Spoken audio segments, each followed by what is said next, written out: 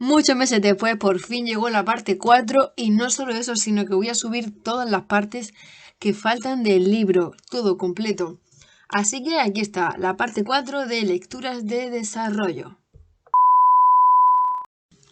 Lectura 4. El estudio de la adquisición del lenguaje. Introducción.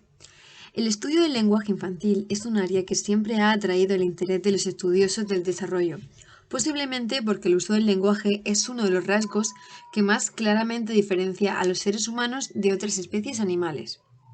Ya a finales del siglo XIX se empezaron a publicar observaciones sobre la adquisición del lenguaje y la publicación del trabajo de Darwin, que contribuyó a la aparición de estos estudios. El lenguaje, en sus comienzos, se presta muy bien a la observación, y por ello durante mucho tiempo psicólogos y lingüistas han llevado a cabo trabajos de observación sobre la adquisición del lenguaje en sus propios hijos. En principio, resulta aparentemente fácil recoger datos sobre las primeras producciones lingüísticas de un niño o niña que convive a diario con el investigador. Esto explica también que la mayor parte de estos trabajos se centre principalmente en la producción del lenguaje y en menor medida en la comprensión. El estudio psicológico del lenguaje ha estado muy relacionado con las teorías lingüísticas. A mediados del siglo XX empezaron a producirse estudios efectuados sobre un mayor número de sujetos y con una intención más cuantitativa. Sin embargo, los trabajos realizados durante una larga etapa tuvieron un carácter esencialmente descriptivo, con pocas interpretaciones de conjunto sobre la adquisición del lenguaje. Algunos de los temas que preocupaban a los investigadores eran los primeros balbuceos, la edad de la aparición de la primera palabra, la longitud media de frases en una determinada edad, la adquisición de los rasgos fonológicos y la evolución de los sonidos, etc. Incluso los estudios relativos a la sintaxis se reducían a la frecuencia de algunos tipos de oraciones arbitrariamente elegidas. En la adopción de este punto de vista descriptivo, el estudio del lenguaje no se diferenciaba de otros aspectos del desarrollo. El trabajo teórico era casi inexistente y la labor de psicólogo era fundamentalmente taxonómica, categorizar los distintos tipos de producciones lingüísticas. Es cierto que algunos psicólogos se preocuparon también por otros problemas más generales, como las relaciones del lenguaje con el pensamiento y la cultura, y, por ejemplo, Vygotsky escribió un libro titulado Pensamiento y lenguaje, y reflexiones sobre estos problemas aparecen también en diversos trabajos de Piaget.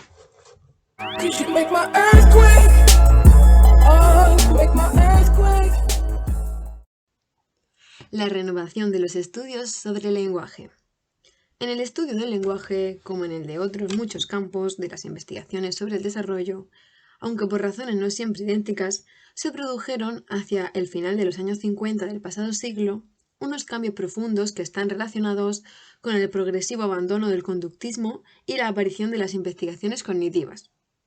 En el caso del lenguaje, además, tenían características muy peculiares. Uno de los elementos desencadenantes fueron los trabajos de Noam Chomsky, que por esa época revolucionaron la lingüística. Chomsky publicó en 1957 su libro Estructuras sintácticas, en el que iniciaba una ruptura con el estructuralismo lingüístico norteamericano, de carácter también netamente taxonomista, y completó la teoría que allí esbozaba en su obra Aspectos de la teoría de la sintaxis, publicada en 1965, y posteriormente en otras muchas publicaciones. Lo que Chomsky pone de relieve en su caracterización del lenguaje es el carácter creativo del empleo del mismo por los hablantes. En efecto, Chomsky subraya que un hablante puede producir y entender infinitas oraciones que no ha oído antes, y para ello debe hacer un uso infinito de medios finitos. Para dar razón de este carácter creativo, concibe un modelo gramatical en el que se representa formalmente el proceso de derivación de una oración por medio de las denominadas reglas de estructura sintasmática y reglas transformacionales. Derivación realizada desde lo que se llama la estructura profunda hasta la estructura superficial. En esta formulación clásica de su teoría Se considera que dos oraciones superficialmente diferentes poseen la misma estructura profunda si tienen el mismo significado. Chomsky al mismo tiempo señalaba como tarea del lingüista el estudio de las competencias de los hablantes y no de la actuación, es decir, de los mecanismos generales que permiten al sujeto producir oraciones y comprender oraciones, y menos por las oraciones concretas que produce, que pueden ser incorrectas o presentar pequeñas irregularidades debidas a inferencias momentáneas y anecdóticas, y que constituyen su actuación. Esta distinción entre competencia y actuación ha sido muy utilizada en otros campos de la psicología para distinguir entre las capacidades que un sujeto posee frente a lo que hace en una situación determinada, en la que puede no poner en juego todos sus recursos. Por los mismos años que aparecían los primeros trabajos de Chomsky, Skinner, uno de los principales psicólogos conductistas, presentaba su Verbal Behavior, el intento más importante para explicar el lenguaje, desde la teoría del aprendizaje y en concreto desde la teoría del condicionamiento operante. Pero pronto se vio que el sistema de Skinner era incapaz de dar cuenta de muchos rasgos esenciales de la adquisición del lenguaje, y solo podía explicar algunos aspectos secundarios y de importancia menor. Chomsky realizó una crítica demoledora del trabajo de Skinner, poniendo claramente de manifiesto sus insuficiencias. La obra de Chomsky renovó el interés de los estudios sobre la adquisición del lenguaje desde perspectivas nuevas, aunque muchos de los trabajos a los que dio lugar no venían a confirmar las ideas de Chomsky. Cambios en los métodos experimentales. Otro elemento que ha venido a renovar los estudios sobre la adquisición del lenguaje han sido innovaciones en la utilización de métodos experimentales. Durante mucho tiempo las investigaciones sobre niños que no hablan se han realizado básicamente a través de la observación, ya que no se les puede dar instrucciones verbales para que realicen algunas tareas. Muchas veces la observación se ha combinado con algún tipo de intervención del experimentador para ver qué es lo que sucede, y un ejemplo de ello lo constituye el texto de Piaget que se incluye en la lectura 2. Pero desde los años 50 se empezaron a utilizar en el estudio de los niños pequeños, incluso desde el nacimiento o antes, algunos métodos más objetivos, basados, por ejemplo, en las preferencias visuales, es decir, en determinar qué objetos prefieren mirar los niños y cuánto tiempo mantienen la vista en ellos, o la habituación, cuando se cansan de atender a un estímulo y renuevan esa atención si se les presenta un estímulo nuevo. En el trabajo que se presenta a continuación, Annette Carmillo-Smith, una investigadora bien conocida en el campo de la ciencia cognitiva, aborda junto con su hija Kira los métodos actuales para el estudio del lenguaje. El trabajo nos parece que resulta interesante porque no solo distingue diversos estudios sobre el lenguaje, sino que nos muestra las estrategias que siguen actualmente los investigadores para avanzar en el conocimiento de esta importante capacidad humana. Nos presenta una serie de métodos que se utilizan no solo para el estudio del lenguaje, sino para otros aspectos del desarrollo de la mente humana, como el método de la habituación o de las preferencias visuales a los que nos acabamos de referir. Comienzan nuestras autoras señalando que los estudios sobre la adquisición del lenguaje pueden dividirse en tres grandes áreas: percepción del habla, producción del lenguaje y comprensión del lenguaje. Se plantean en el trabajo una serie de ideas interesantes y se muestran, por ejemplo, cómo en la utilización de métodos experimentales hay que ser muy cuidadoso con las interpretaciones. Y así lo ponen de manifiesto en el ejemplo de meter la cuchara en la taza. Otro problema interesante que se aborda en este trabajo se refiere a que pueden aportarnos los estudios de tipo neurológico sobre el cerebro para la comprensión de fenómenos como el lenguaje. El trabajo que presentamos a continuación constituye parte del capítulo 2 del libro publicado por Kira Karmilov y Annette Carmilov-Smith en el año 2001, titulado Hacia el lenguaje, del feto al adolescente, que ha sido traducido por P. Manzano y publicado por Ediciones Morata en 2005. Annette Carmilov-Smith, que realizó su tesis doctoral en Ginebra bajo la dirección de Piaget, es también autora de Más allá de la modularidad, la ciencia cognitiva desde perspectiva del desarrollo, en 1992, una obra que trata de combinar los puntos de vista modularistas, es decir, los que, siguiendo a Fodor, Consideran que la mente está formada por un conjunto de módulos o unidades independientes, con perspectivas evolutivas que consideran que la mente es un instrumento de propósito general. Esto le lleva a defender que los módulos se van constituyendo a lo largo del desarrollo. Este libro dio lugar a múltiples comentarios en el momento de su publicación. Carmilot y Carmilot-Smith, Paradigmas experimentales para el estudio de la adquisición del lenguaje, 2001. Los paradigmas para el estudio de la adquisición del lenguaje pueden clasificarse en tres grandes áreas: percepción del habla, producción del lenguaje y comprensión del lenguaje. La percepción del habla investiga cómo procesan los individuos desde el feto al adulto los sonidos de la lengua. La investigación sobre la producción del lenguaje se centra en lo que los niños y niñas dicen, y los estudios de la comprensión del lenguaje se ocupan de lo que estos comprenden. Mientras que la percepción del habla puede producirse sin que intervenga el significado, tanto la comprensión del lenguaje como su producción se ocupan de cómo contribuyen al significado de las palabras, la gramática y el discurso. Juntos, los datos de estos tres enfoques proporcionan un cuadro general de los retos a los que se enfrentan niños y niñas cuando aprenden su lengua materna. Durante muchos años, la investigación del lenguaje se centró de manera casi exclusiva en su producción. ¿Cómo se desarrolló esta inclinación? En primer lugar, los estudios estaban muy influidos por las teorías psicológicas predominantes en la primera mitad del siglo XX. Y, en segundo lugar, aquella época adolecía de métodos experimentales adecuados para estudiar la comprensión de la lengua. El sesgo teórico procedía sobre todo de la teoría conductista de Burroughs Skinner, que animaba a los investigadores del lenguaje a centrarse en la producción evidente de los niños. La competencia lingüística subyacente, que podía revelarse mediante la comprensión del lenguaje infantil, no se tenía en cuenta. En la perspectiva conductista, era fundamental la creencia de que, antes de que el niño empiece a hablar, poco podemos descubrir sobre su conocimiento de la lengua. Esta premisa no conseguía explicar el hecho de que, sobre todo en las primeras fases de la adquisición del lenguaje, lo que el niño comprende puede ser mucho más indicativo de su conocimiento que de la lengua que lo que dice. Por ejemplo, señalamos antes que niños y niñas son sensibles a las diferencias del orden de las palabras en oraciones cortas al comenzar su segundo año de vida, mucho antes de que produzcan algo más que unas escasas palabras aisladas y reconocibles. En consecuencia, los niños tienen, en realidad, un conocimiento de la lengua que no revelan en sus expresiones. Lo mismo puede decirse de los alumnos en el aprendizaje de una lengua extranjera. Suelen comprender bastante más de lo que pueden decir. Aunque las consideraciones teóricas fueran, en parte, responsables de que la producción ocupase el centro de atención, la investigación psicolingüística también se vio limitada por la falta de unos métodos experimentales sofisticados para estudiar la comprensión precoz del lenguaje. En la década de 1960, la devastadora revisión crítica que hizo Chomsky del conductismo de Skinner revolucionó el pensamiento psicolingüístico y condujo a los investigadores a buscar nuevos métodos para sacar a la luz la competencia lingüística.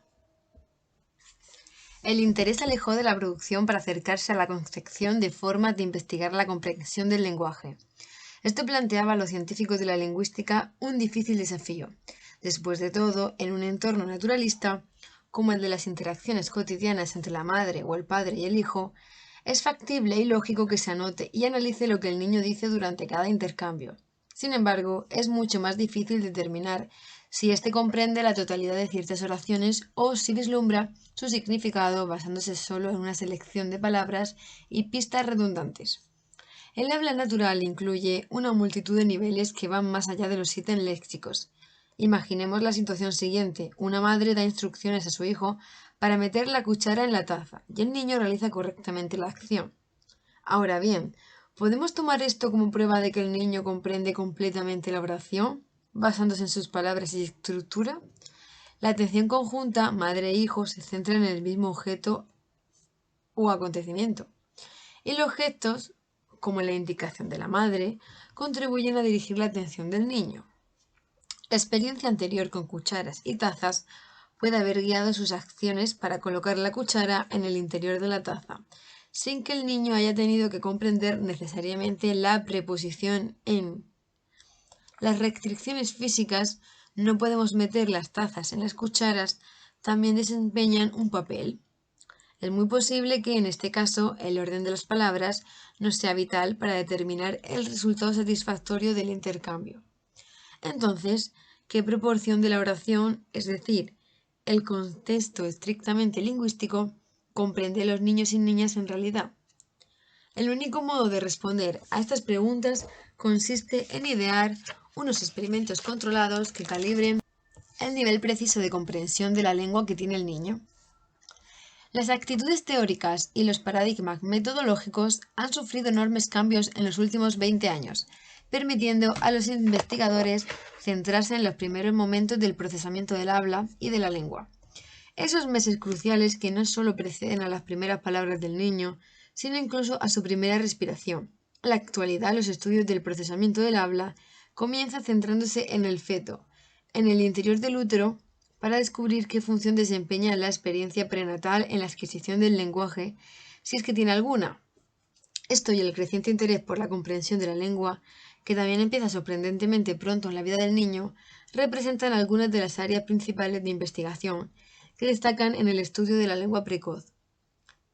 Las metodologías resultantes que deben emplearse con los bebés se han adaptado también para su uso con niños y niñas mayores. En general, los enfoques experimentales se han vuelto cada vez más complejos, utilizando la tecnología más actualizada. Ahora, los científicos pueden investigar las distintas dimensiones del lenguaje, desde la estimulación proporcionada al feto en crecimiento durante los últimos meses de gestación hasta los juicios metalingüísticos de la infancia intermedia y las sutiles complejidades del adolescente hablante. Es más, las fascinantes técnicas de formación de imágenes cerebrales se han adaptado no hace mucho para utilizarlas sin riesgo con bebés y niños pequeños. Estas técnicas constituyen el medio para cartografiar los cambios estructurales y temporales que se producen en el procesamiento en tiempo real del lenguaje en el cerebro. Métodos para estudiar la percepción del habla. Estudios fetales. En los últimos años se han desarrollado unas metodologías innovadoras para estudiar la percepción del habla durante el desarrollo fetal. Las nuevas técnicas de investigación han dado prueba de que las raíces de la adquisición del lenguaje pueden seguirse hasta el procesamiento de los estímulos auditivos que realiza el feto durante los últimos 3 meses de gestación. Esta es la época en la que el feto se familiarizará con algunos de los sonidos y ritmos de su lengua materna. Gracias a algunas investigadoras psicolingüísticas con embarazadas que se ofrecieron a llevar a un pequeño micrófono inserto y colocado en la pared exterior del útero, tenemos ahora una buena idea de lo que el feto puede oír en el interior del cuerpo de su madre. Esto llevó al desarrollo de diversos métodos de estudio de la sensibilidad fetal al lenguaje. El método principal utilizado para evaluar lo que el feto procesa en el útero supone medir las modificaciones de los movimientos fetales, normalmente el ritmo de las patadas, y el de su ritmo cardíaco en respuesta a los estímulos cambiantes. Con el fin de analizar la naturaleza de esta capacidad de respuesta, el investigador tiene que habituar al feto a un estímulo auditivo. Esto se hace produciendo una y otra vez el mismo sonido a través de unos altavoces especialmente adaptados y colocados en el abdomen de la madre, hasta que el feto se acostumbre al sonido. Después se presenta un sonido diferente y nuevo. La conducta del feto se vigila durante todo el tiempo con el equipo de ultrasonido o de cardiografía. Por supuesto, nadie supone que el feto comprende nada de lo que oye. La cuestión es si, tras haber oído el mismo estímulo muchas veces, mostrará sensibilidad a un cambio. Se han utilizado oraciones o incluso cuentos cortos en los que se repetía un conjunto de palabras cambiándolas de orden. En el caso de que la madre fuese bilingüe, podía pedírsele que hablara en un idioma y cambiara a continuación al otro. Si el feto comienza a patalear con más fuerza o aumenta su ritmo cardíaco cuando se introduce esos cambios, podemos inferir que, mientras permanece en el útero, ya es capaz de procesar ciertos aspectos de los estímulos lingüísticos. La lógica que subyace a este método es que inicialmente, al percibir un estímulo oral, un feto en reposo se activa y se incrementa su ritmo cardíaco y o sus patadas. Sin embargo, tras escuchar este mismo sonido repetidamente, se habitúa poco a poco, se aburre con el estímulo y se tranquiliza. Cuando se introduce un nuevo estímulo, se espera a que el feto incremente de nuevo su ritmo de patadeo o se acelere su ritmo cardíaco. Si es capaz de detectar la diferencia entre los estímulos, este aumento se denomina tasa de recuperación. Se prevé que, si el feto no detecta el cambio, su movimiento y su ritmo cardíaco permanecerán estables. Este método de vigilancia es sensible a cambios muy pequeños de la capacidad de respuesta fetal y por tanto constituye un buen medio para descubrir qué aspectos del habla de la madre ya puede procesar el feto. Estudios postnatales. Técnica de succión de gran amplitud. La técnica de succión de gran amplitud puede utilizarse con los bebés más pequeños porque aprovecha el reflejo de succión, que es lo que hacen mejor.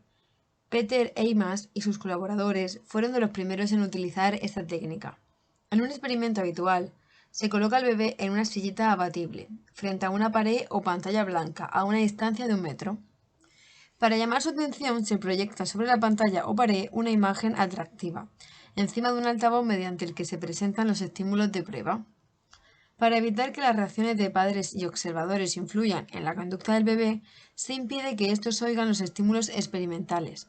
Los adultos presentes tienen que llevar unos auriculares ajustados por los que se oye música. Antes de comenzar las pruebas, el experimentador pone en la boca del bebé una tetina sin biberón, como un chupete. La tetina está conectada a un ordenador que registra cada succión. El estímulo auditivo está programado para responder a los cambios del ritmo de succión. De hecho, la conducta del bebé influye en lo que oye. Una vez establecida al principio del experimento la línea base de la frecuencia de succión, comienzan las pruebas. Hay varias versiones de esta técnica. En un experimento, el bebé tiene que succionar a una frecuencia elevada para activar la grabación de voz de su madre, pero si reduce esa frecuencia oye una voz extraña. Los datos muestran que los bebés de solo unos días pueden aprender a controlar su conducta con el fin de producir el estímulo que prefieren oír. Por tanto, el neonato succionará más para percibir la voz de su madre. En otras versiones de la técnica de succión de gran amplitud, los estímulos pueden ser sílabas o palabras de la lengua materna o de esta y de otra lengua desconocida.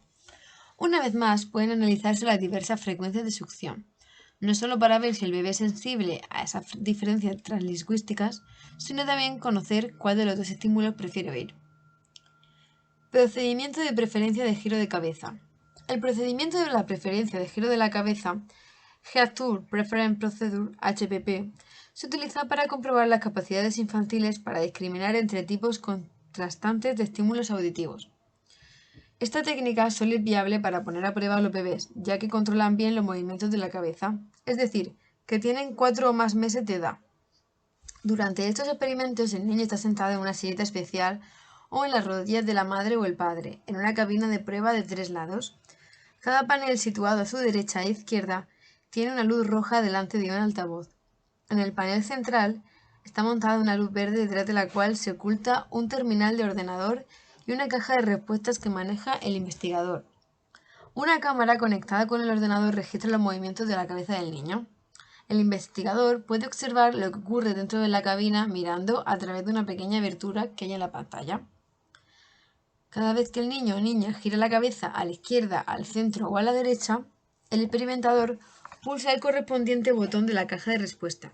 El ordenador calcula y registra la duración y la dirección del giro de la cabeza del niño. También controla los destellos de luz y la presentación de los estímulos auditivos. Como en el caso de las técnicas descritas anteriormente, al llevar unos auriculares bien ajustados, ni la madre ni el investigador pueden percibir los estímulos que oye el niño. De este modo, se impide que influyan en sus movimientos de cabeza. Cada experimento cuenta con una fase de familiarización y otra de prueba. El objetivo consiste en descubrir si el niño puede discriminar entre dos tipos de estímulos lingüísticos en contraste. Por ejemplo, este enfoque puede utilizarse para probar su sensibilidad a sonidos como va frente a da, o palabras en francés frente a otras en ruso. La técnica es versátil y puede adaptarse para su utilización con muchos contrastes léxicos o gramaticales. Durante la fase de familiarización, el bebé percibe estímulos relacionados con una sola de las dos clases de estímulos, por ejemplo, expresiones en francés. En cambio, la fase de prueba incluye la presentación aleatoria de ambos tipos, expresiones francesas o rusas. Al inicio del procedimiento, la luz verde del panel central comienza a lanzar destellos para atraer la atención del niño. Cuando el bebé está atendiendo a esta luz central, una de las luces rojas, izquierda o derecha, comienza también a lanzar destellos. El niño girará de forma instintiva la cabeza para mirar la luz nueva. En este momento, el altavoz, situado detrás de esa luz roja, empieza a presentar los estímulos franceses de familiarización. Estos continúan durante una serie de presentaciones, familiarización, o hasta que el niño o niña mira a otra parte durante más de 2 segundos, lo que indica que se está aburriendo. Este es el punto en el que se dice que el niño se ha habituado a los estímulos que ha estado oyendo. Se cree también que habrá relacionado el giro de su cabeza con la emisión de los estímulos por los altavoces. La fase experimental comienza a continuación, con presentaciones aleatorias de ambos tipos de estímulos, expresiones francesas o rusas, desde el altavoz derecho o desde el izquierdo. Los cambios del francés al ruso se asignan de manera aleatoria al altavoz izquierdo o al derecho durante toda la fase de prueba, de manera que el niño no asocie un lado concreto con una determinada clase de estímulo. La razón fundamental es que si el niño es capaz de discriminar entre las expresiones francesas y rusas, moverá la cabeza durante un tiempo más largo para oír las oraciones francesas. Esto se debe a que, si la fase de habituación ha logrado un resultado satisfactorio, al niño le atraerán los estímulos de prueba que le resulten familiares. En otras palabras, se le ha preparado para que prefiera este tipo de estímulo al otro, que le resulta completamente desconocido, las expresiones rusas. Este otro enfoque se ha utilizado de una manera muy generalizada en estudios con niños, de equipos de investigación como los dirigidos por Richard Ashley, Anne Fernald y Peter Justic, y han dado lugar a descubrimientos muy interesantes sobre la sensibilidad infantil a los estímulos del habla. Métodos para estudiar la producción del lenguaje. Observar y transcribir las expresiones lingüísticas espontáneas. El método más antiguo para recoger datos sobre el lenguaje infantil es el diario escrito por los psicólogos y lingüistas que llegaron a ser padres. Estos diarios, meticulosamente redactados, constituían unos registros extensos de las emisiones relacionadas con el lenguaje producidas por niños o niñas en el ambiente natural del hogar. En la década de 1960, los registros escritos fueron reemplazados poco a poco por las grabaciones magnetofónicas de la producción infantil del lenguaje. Los estudios más influyentes realizados con este enfoque fueron los de Louis Bloom, los de la etapa posterior de Roger Brown y sus respectivos estudiantes. La investigación de Brown proporcionó unas descripciones longitudinales detalladas del desarrollo del lenguaje de 3 niños, cuyos seudónimos eran Adam, Eve y Sarah. Los investigadores visitaban sus casas con una periodicidad semanal o bimensual, desde que emitieron sus primeras palabras hasta el final de su tercer año de vida. Todos los estudiantes de Brown eran psicolingüísticas preparados y sus datos superaban con mucho los estudios de los primeros diarios. Los registros no solo contenían lo que decían niños y niñas, sino también descripciones fundamentales de los contextos en los que se producían sus emisiones, junto con información general sobre las pautas de entonación, las pausas, los errores, las autocorrecciones y cualesquiera otros datos relevantes que pudieran ayudar en el posterior análisis lingüístico de la rica base de datos. Los registros de Brown reflejaban el orden de aparición de diversas categorías lingüísticas. Un problema corriente y grave que surgía en la comunicación de estos estudios observacionales era la forma relativamente idiosincrática que codifican los datos utilizando por cada investigador. Muchos ideaban sus propios sistemas para representar diferentes aspectos de la información recogida, haciendo con frecuencia que su material resultara inutilizable para otros investigadores del campo. El creciente interés por la psicolingüística evolutiva reclamaba una forma más normalizada de registrar y analizar los datos de la producción infantil del lenguaje. También se cuestionó el gran hincapié que se hacía en los datos relativos al inglés, lo que llevó a una nueva consideración de diversos idiomas del mundo, ricos e interesantes. Childes. A principios de la década de 1980, dos conocidos investigadores del lenguaje infantil, Brian McWhiney y Catherine Snow, propusieron crear una base de datos informática sobre la producción infantil del lenguaje que estuviera a disposición de toda la comunidad académica. Sus ideas culminaron con la creación de Childes, el Child Language Data Exchange System, sistema de intercambio de datos sobre el lenguaje infantil. Se trata de una base de datos accesible desde todo el mundo y a la que puede aportarse cualquier material relevante en un formato estándar. De este modo supera las dificultades previas provocadas por los sistemas individuales de codificación. En la actualidad, el sistema contiene datos de unos 22 idiomas diferentes y puede accederse a él con facilidad a través de Internet. Al final de este capítulo, en la lista de referencia bajo McWhine, y facilitamos las direcciones de los sitios web norteamericanos, europeos y japonés. La base de datos ha sido consultada por más de 1000 investigadores y unos 800 artículos publicados citan Childes como su principal medio de investigación. Los datos longitudinales de Brown sobre Adam, Eve y Sarah fueron los primeros que se transcribieron por completo al sistema Childes y los correspondientes a cada niño ocupan más de 100 archivos. Las aportaciones de investigadores de todo el mundo incluyen tanto materiales sobre la adquisición de la lengua materna como sobre el aprendizaje de una segunda lengua. Los datos facilitan transcripciones detalladas que van desde los primeros diálogos entre madre e hijo hasta largos monólogos narrativos producidos por niños y niñas. La base de datos Childes puede utilizarse conjuntamente con diversos paquetes informáticos de transcripción y análisis estadísticos, compatibles con ordenadores PC y Apple Macintosh. Constituye una fuente de información extraordinariamente rica para los interesados en el desarrollo del lenguaje infantil, presentando detalles de las palabras, la gramática y los errores producidos por los niños que están aprendiendo a hablar, así como descripciones de los contextos en donde hablan. Hay también información vital sobre la prosodia, el acento y las pautas que confieren su propia identidad al lenguaje de cada hablante. En consecuencia, Childes facilita todo lo que se espera encontrar en las fuentes originales publicadas de estudios observacionales bien ejecutados. Sin embargo, a diferencia de otras fuentes de datos, ofrece también mucho más detalles de los que pueden incluirse en los trabajos publicados. Es pues lo que más aproxima al investigador a la observación de datos en niños reales. Childes ha transformado el estudio del desarrollo del lenguaje infantil, ha proporcionado inspiración y nuevas orientaciones para investigar en todo el campo de la psicolingüística evolutiva.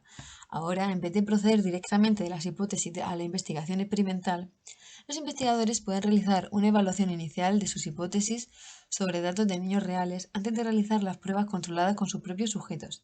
Esto puede ahorrar tiempo, dinero y sufrimientos al facilitar una validación inicial de las nuevas propuestas de investigación, así como pistas vitales para las mejoras. Más tarde, una vez realizado el estudio, los nuevos datos recogidos pueden a su vez incluirse en la base de datos Childes.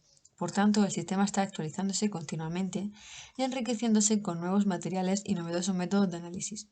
Aunque no puede sobreestimarse el valor de una base de datos como Childes, es conveniente hacer una llamada a la cautela para los nuevos investigadores. Con una fuente de datos tan extensa al alcance de la pulsación de un botón, resulta tentador para los estudiosos del lenguaje infantil utilizar Childes como fuente exclusiva de pruebas y renunciar a recoger datos propios. La consecuencia es que pueden trabajar exclusivamente con transcripciones escritas sin oír nunca en directo el fascinante discurso de los niños. Sin embargo, la experiencia de primera mano del lenguaje infantil, mediante la observación o la experimentación, es fundamental para cualquier estudioso de la adquisición del lenguaje. Desde hace poco tiempo, y con fin de enriquecer las transcripciones escritas en Childes, se viene animando a los investigadores que aportan sus experiencias a que hagan accesibles por la red los datos originales, grabados en el vídeo de los que se han extraído las transcripciones. No obstante, se aconseja encarecidamente a los estudiosos del campo de la lingüística que completen los datos de Childes con otros originales. Experimentos de producción del lenguaje.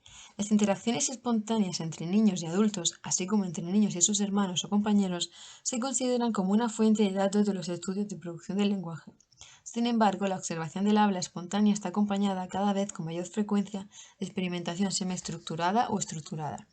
Los pioneros de la investigación del lenguaje infantil como Daniel S. Loveling, Les Bloom, Susan Ebbers-Tribe, reconocieron que una combinación de métodos de investigación puede enriquecer los datos de forma significativa, y solo la investigación realizada en un entorno de laboratorio estrictamente experimental, incluso en el ambiente natural del hogar, un investigador que reúna un conjunto de enfoques diferentes puede evaluar de manera más completa los nuevos desarrollos del lenguaje.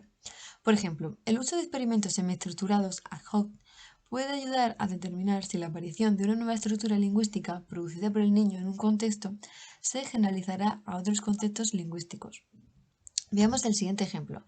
Durante una sesión de observación, un niño que hasta ahora solo había utilizado la palabra singular car, coche, de repente dice cars, coches.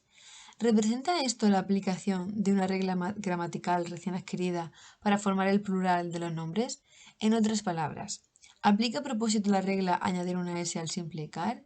¿O el niño se limita a repetir una palabra nueva que ha oído en relación a una colección de coches?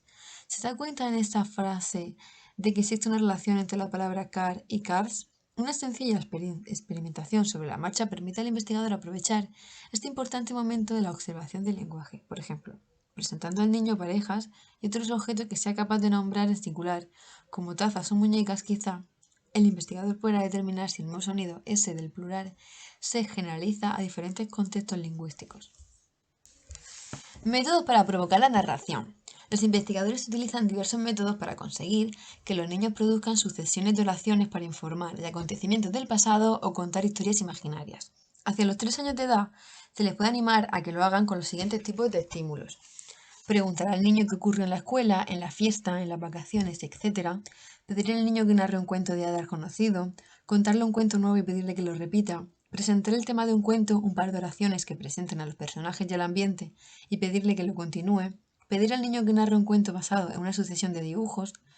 Los análisis de las narraciones resultantes se basan en identificar la estructura del relato, si la narración tiene principio, desarrollo y fin, o en examinar los elementos lingüísticos utilizados en el relato, pronombres, sintagmas nominales completos, diferentes tiempos verbales, etc. Métodos para estudiar la comprensión del lenguaje. El conjunto de tareas del lenguaje descrito en las secciones anteriores proporciona a los investigadores una rica fuente de información relativa a los procesos de producción del lenguaje. Sin embargo, como insistimos en la introducción de este capítulo, a menudo la comprensión de los niños revela una mayor competencia lingüística de lo que dan a entender sus capacidades de producción. En consecuencia, se han desarrollado varios métodos de investigación para profundizar concretamente en lo que los niños comprenden. A diferencia de las metodologías de producción, que solo pueden utilizarse con niños que ya emiten palabras, los métodos de comprensión pueden aplicarse a bebés prelingüísticos. La técnica de la mirada preferente. Como el procedimiento de preferencia de giro de la cabeza, la técnica de la mirada preferente aprovecha una conducta natural infantil. En vez de evaluar la dirección y longitud de los giros de la cabeza, este método se centra en la conducta de la mirada diferencial de niños y niñas cuando se les da a elegir entre dos muestras visuales. Este enfoque se utiliza en estudios de comprensión precoz del lenguaje. También se ha adaptado para examinar otros diversos aspectos de la cognición infantil, como los juicios sobre el número y la discriminación por forma, tamaño y color. Hasta fechas bastante recientes no había posibilidad de efectuar test informatizados. Inicialmente, el procedimiento de la mirada preferente se puso en práctica utilizando como lo que se conoce la caja de Fagan para estudiar la comprensión de las palabras. Todavía se usa actualmente porque es portátil y fácil de manipular para adaptarla a distintos tipos de estímulos visuales. Entre ellos están, por ejemplo, imágenes de distintos objetos o animales para comprobar el vocabulario, así como muestras de rostros u otros objetos más abstractos. El aparato es una caja de visionado que tiene al frente un panel o tapa con bisagras, que contienen dos compartimentos en los que se insertan las tarjetas de estímulo. Una luz oculta en la caja de visionado ilumina la muestra y la cara del bebé cuando se hace descender el panel. Normalmente, los dos compartimentos distan entre sí unos 25 o 30 centímetros, de manera que el experimento pueda determinar con facilidad a cuál de las dos tarjetas mira el niño. Por regla general, están presentes al menos dos investigadores. Uno de ellos manipula los estímulos y la tapa, y el otro, el observador, vigila las reacciones infantiles a través de una mirilla situada entre los dos compartimentos. El niño no puede ver al observador. Al principio de un ensayo se utiliza un sonajero para atraer la atención del niño a un punto central de la zona en la que aparecerán los dos estímulos visuales. Una vez captada su atención, se baja la tapa para mostrar un par de estímulos durante un periodo de tiempo establecido, por ejemplo, de 10 a 20 segundos. Durante el periodo de presentación, el experimentador dice, mira, mira X, siendo X el nombre del objeto de la derecha, o el objeto de la izquierda, o ninguno de ellos. Se espera que el niño mire durante más tiempo en la dirección del objeto nombrado si entiende esa palabra. Si ningún objeto corresponde al nombre dicho por el experimentador, el niño mirará ambos estímulos durante periodos equivalentes. Lo mismo puede decirse si el bebé no conoce la palabra. Expirado el tiempo establecido, se levanta la tapa, se insertan las tarjetas de estímulos siguientes y se repite el procedimiento. El observador puede ver la dirección de la mirada infantil en la reflexión corneal de sus ojos. Esto le permite medir en dos cronómetros, uno para la tarjeta izquierda y otro para la derecha, el tiempo acumulado de mirada a cada estímulo, cuando la mirada del niño se desplaza entre uno y otro.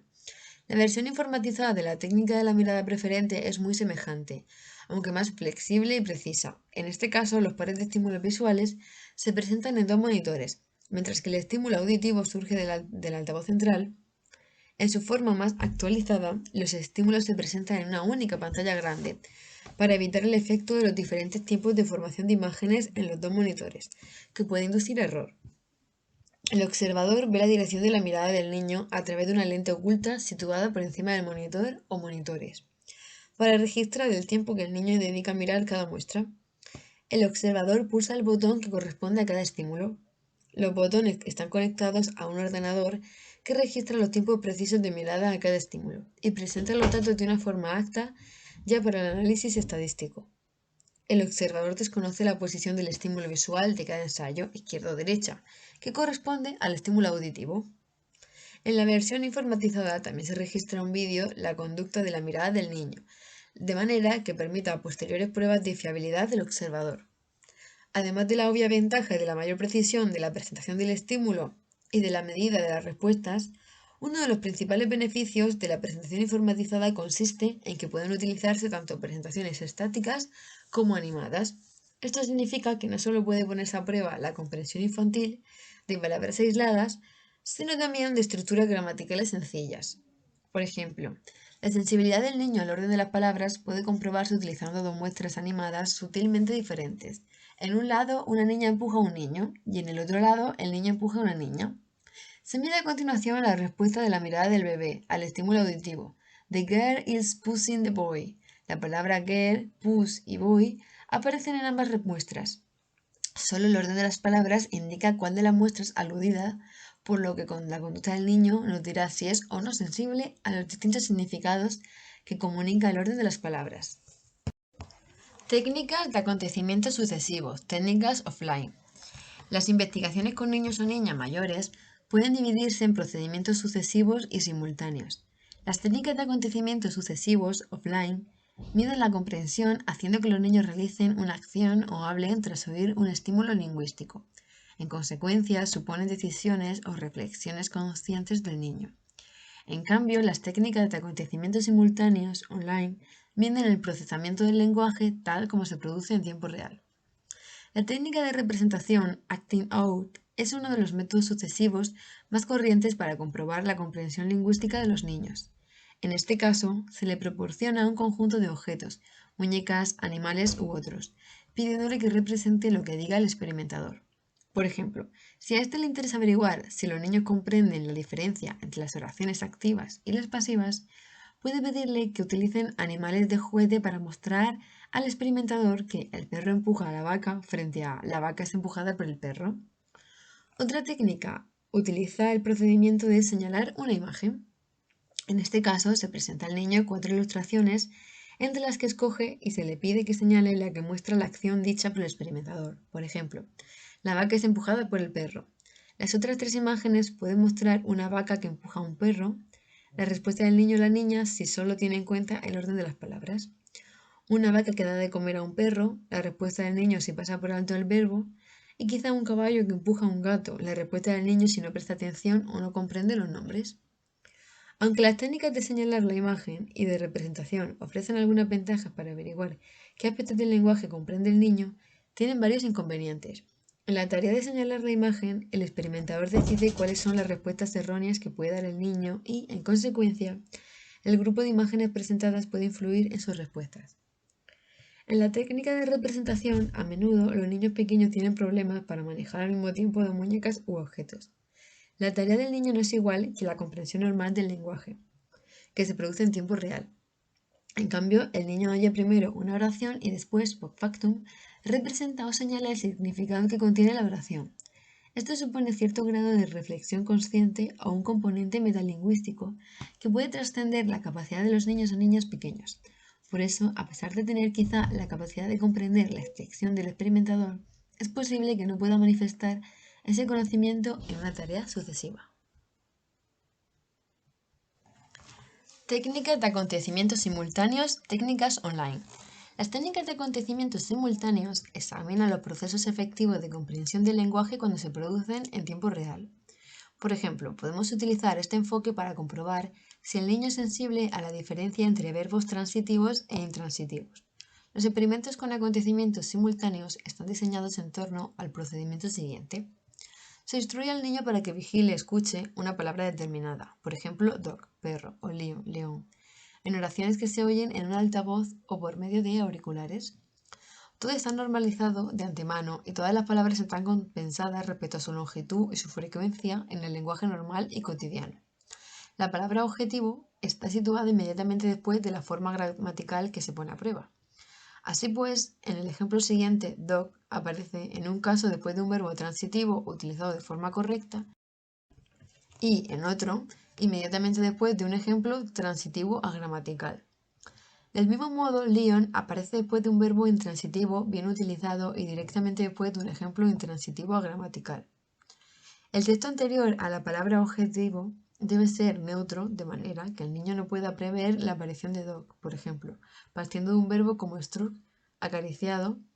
Los ejemplos 27 y 30 ilustran esta técnica simultánea. Ejemplo 27. The boy was out on a wall and he watched a dog passing by. Ejemplo 28. The boy was out on a wall and he watched a dog passing by. Ejemplo 29. The girl was sitting at the pool and she shouted at a lion passing by. Ejemplo 30. The girl was sitting at the pool and she shouted a lion passing by. Se pide al niño que pulse el botón de respuesta con la mayor rapidez posible en cuanto oiga la palabra objetivo. El botón está conectado con un ordenador que registra el tiempo de reacción infantil, desde el inicio del primer sonido de la palabra objetivo hasta el momento en que unos milisegundos más tarde el niño pulsa el botón de respuesta. Se prevé que si éste percibe la diferencia entre los verbos transitivos e intransitivos, tardará más en reaccionar a las palabras objetivo en las oraciones agramaticales. Esto se debe a que el procesamiento de las estructuras agramaticales tarda más si el niño ya ha adquirido el uso gramatical correcto de los verbos transitivos e intransitivos. Este tipo de técnica recoge unas diferencias muy sutiles entre los tiempos de reacción, que reflejan la carga de procesamiento del niño cuando se enfrenta con estructuras lingüísticas gramaticales frente a otras agramaticales. Es más, no requiere que el niño reflexione sobre sus acciones antes de responder, ni que reformule conscientemente lo que ha oído. Como trabajan con procesos inconscientes, las técnicas de acontecimientos simultáneos son particularmente aptas para niños y niñas que no pueden realizar con facilidad tareas de representar ni de señalar, que exigen cierta conciencia metalingüística. Aunque los métodos simultáneos revelan con frecuencia una competencia de la que carecen las técnicas de acontecimientos sucesivos, son más difíciles de diseñar y pueden resultar tediosas para los niños, por el gran número de ensayos necesarios para los análisis estadísticos. Técnicas de imagen cerebral. Uno de los avances más interesantes de los últimos años consiste en el desarrollo de la tecnología de la imagen para el estudio de los circuitos cerebrales que procesan el lenguaje. Hay un conjunto de técnicas de imagen adecuadas para su utilización con los adultos. Imágenes por resonancia magnética estructural y funcional, IRM e IRMF, encefalografía magnética, potenciales relacionados con el acontecimiento y tomografía por emisión de positrones. Estos distintos métodos miden cambios en el flujo sanguíneo, en el consumo de glucosa o en la actividad eléctrica del cerebro, mientras el niño o el adulto procesa un estímulo auditivo o visual. Por regla general, con los niños y bebés solo se utiliza los PRA, potenciales relacionados con el acontecimiento, porque no son en absoluto invasivos. Los PRA de alta densidad o PRA-AD se miden colocando en la cabeza del niño una redecilla muy ligera, compuesta por 64 esponjas húmedas conectadas con sensores. Estos registran la actividad eléctrica natural que se produce en el interior del cerebro del niño mientras escucha, por ejemplo, una palabra, una oración o un sonido no lingüístico. No hay nada que se introduzca en la cabeza y la redecilla es tan ligera que el niño se olvida pronto de ella. Durante el experimento PRA, los investigadores colocan al niño en un asiento situado en una cabina insonorizada de prueba, al lado del padre o la madre. Los sensores que forman la red del PRA se fijan al cuero cabelludo del niño, sobre áreas específicas del cerebro. El niño no tiene que hacer nada ni dar respuestas alguna en concreto, salvo escuchar los estímulos lingüísticos cambiantes, mientras tiene puesta la redecilla. Cuando suenan los estímulos, un ordenador registra la actividad eléctrica natural generada en el cerebro del niño, a diferencia de muchas técnicas de imagen cerebral que solo cartografían el emplazamiento de la actividad cerebral. Los registros del PRA generan información en tiempo real acerca del emplazamiento y la pauta temporal de las ondas cambiantes de la actividad cerebral. En consecuencia, el investigador puede identificar dónde se disparan los impulsos eléctricos en respuesta a los distintos estímulos lingüísticos, así como la latencia y la amplitud de los picos de actividad en el cerebro en milisegundos de tiempo. desde el comienzo del estímulo y durante el tiempo que lleva la respuesta del cerebro. Mediante este método, el investigador puede cartografiar la progresiva especialización y localización de la actividad del cerebro del niño durante su desarrollo, según los diversos tipos de entradas de carácter lingüístico. Conclusión. El desarrollo de técnicas experimentales innovadoras ha abierto nuevas puertas al campo de la psicolingüística evolutiva, superando diversas limitaciones de investigación exclusivamente observacional. No obstante, el uso continuado de registros diarios y de cuestionarios es vital y no debe sustituirse por completo por los experimentos de laboratorio. Mediante una observación cuidadosa, el investigador o los padres pueden descubrir muchas capacidades sutiles y a veces sorprendentes del niño que está adquiriendo el lenguaje. Por otra parte, no solo pueden cartografiar por horas y por días lo que el niño produce, sino también lo que no produce. Todas estas son pistas importantes respecto al nivel concreto de desarrollo del lenguaje infantil, que no pueden observarse en visitas más formales o estudios experimentales realizados semanal o mensualmente. Sin embargo, desde nuestro punto de vista, la observación debe ir seguida siempre por una experimentación minuciosamente controlada, para validar los datos observacionales y comprobar hipótesis precisas sobre la adquisición del lenguaje. El amplio conjunto de metodologías disponibles en la actualidad convierte la psicolingüística evolutiva en un campo de estudio fascinante y estimulante. Su uso ha incrementado en gran medida nuestro conocimiento del extraordinario periplo de la adquisición del lenguaje, desde el feto agazapado a la escucha hasta el adolescente que lo utiliza con fluidez. Y bueno, hasta aquí la lectura del estudio de la adquisición del lenguaje. Si queréis ver el resto de lecturas, están en este canal de YouTube. Si queréis que grabe la siguiente lectura, decídmelo en los comentarios.